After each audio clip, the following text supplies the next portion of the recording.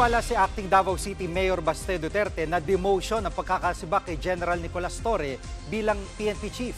Ayon kay Baste, posibleng may hidwa umano sa loob ng PNP dahil hindi raw malinaw kung bakit tinanggal si Torre.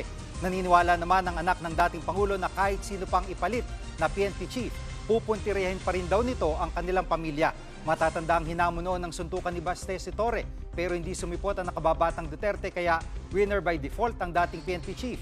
Si Torre ang nanguna sa pag-aresto kay dating Pangulong Rodrigo Duterte bago ito dalhin sa ICC. Demoted siya, so tingin ko may internal na conflict talaga na nangyari dyan. Hindi sila nagkakasundo kasi nagsimula na yun nung kay Rimulya, di ba? Nagkakasagutan sila. Wala nang mas mataas pa dyan sa pagkapulis mo.